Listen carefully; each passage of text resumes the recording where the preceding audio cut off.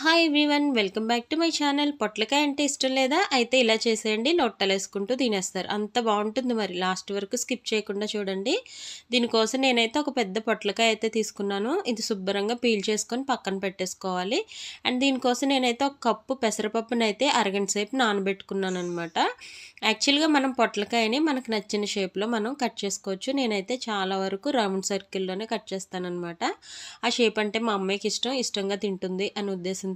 అలాగే మీకు నచ్చిన షేప్లో మీరు కూడా కట్ చేసుకోండి. ఈ విధంగా తొక్క తీసేసుకొని శుభ్రంగా వాష్ చేసుకొని లోపల ఉన్న సీడ్స్ కూడా మనం తీసేసుకోవాలి. సో రౌండ్ షేప్ చేస్తున్నాను కాబట్టి ఎడ్జెస్ కట్ చేసుకొని లోపల నుంచి మనం నైఫ్తో కానీ చేత్తో కానీ తీసేయచ్చు. బట్ నేను హాఫ్ ఏమో ఇలా కోసేసి తర్వాత ఈ విధంగా లోపల తీసేసి మిగతాదంతా కూడా సీడ్స్ అన్నీ కూడా ఒక్కొక్కటి తీసి పక్కన పెట్టేసుకున్నాను అనమాట.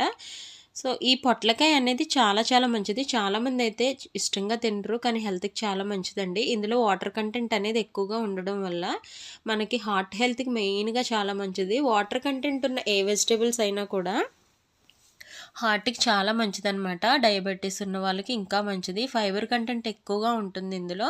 సో ప్రతి ఒక్కరు తప్పనిసరిగా తినవలసిన కూరగాయ అనమాట ఇది. స్కిప్ చేయకుండా తినాలి. ఏదో ఒక విధంగా మనం పప్పులో కానీ ఫ్రై కానీ ఇగురు కానీ టొమాటో వేసుకొని కానీ ఖచ్చితంగా తింటూ ఉండాలి. ఏ కూరగాయ కూడా స్కిప్ చేయకూడదు.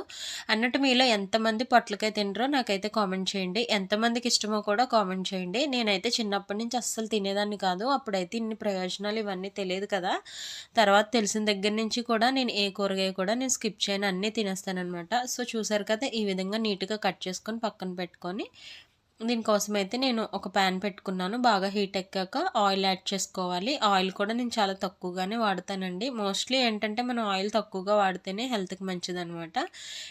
ఇందులో ఆవాలు జీలకర్ర అయితే వేసుకున్నాను. మనకి కర్రీ ఆయిల్ తోటే మగ్గిపోతుందనమాట. చాలా వరకు ఇందులో వాటర్ కంటెంట్ ఎక్కువగా ఉంటుంది కాబట్టి ఆవాలు జీలకర్ర వేసేసుకొని ఆ తర్వాత అవి రోస్ట్ అయ్యాక మనం కట్ చేసి పెట్టుకున్న ముక్కలన్నీ కూడా వేసేసుకొని అందులో కొంచెం ఉప్పు పసుపు వేసేసుకొని మూత పెట్టుకోవాలి. లైట్గా మగ్గుతుందనమాట. ఎందుకంటే వాటర్ అనేది అందులో వస్తుంది కాబట్టి ఆ వాటర్కే చాలా వరకు మగ్గిపోతుంది. వాటర్ వేస్తే టేస్ట్ అనేది పోతుందనమాట. సో ఏంటంటే మూత పెట్టడం వల్ల వాటర్ అనేది మనకి వస్తుంది, ఆయిల్ కూడా తక్కువ పడుతుంది అనమాట. సో ఈ విధంగా మనం తిప్పుకుంటూ ఉండాలి, మాడిపోకుండా కొంచెం బాగా మగ్గనివ్వాలి. హాఫ్ మగ్గిపోయాక నేనైతే కరివేపాకు అయితే ఎక్కువగా అన్ని కూరల్లో కూడా లాస్ట్లోనే యాడ్ చేస్తాను. ఎందుకంటే మాడిపోతే మనకి బెనిఫిట్స్ అనేవి రావు కాబట్టి. సో చూసారు కదా, తర్వాత కొంచెం మగ్గనిచ్చాక ఈ పెసరపప్పు ఉంది కదా అందులో అయితే యాడ్ చేసేసాను. చూసారు కదా, ఈ విధంగా మనం అరగంట సేపు నానబెట్టాం కాబట్టి ఈజీగా ఉడికిపోతుంది. అదే మనం ఫస్ట్లోనే వేసేస్తే ఏంటంటే పప్పు అంతా బాగా మెత్తగా అయిపోయి టేస్ట్ అనేది పోతుందన్నమాట. సో ఈ విధంగా హాఫ్ ఉడికాక మనం ఈ విధంగా వేసుకొని తిప్పుకుంటూ ఉండాలి. ఈ పొట్లకాయ ఏంటంటే ఫైబర్ అనేది ఎక్కువగా ఉంటుంది. ఇందులో కూడా పోషకాలు ఎక్కువగా ఉండడం వల్ల చర్మ సమస్యలు ఉంటాయి కదండి, అలాంటి వాళ్ళకి చాలా చాలా మంచిదన్నమాట. తప్పకుండా అయితే తినండి.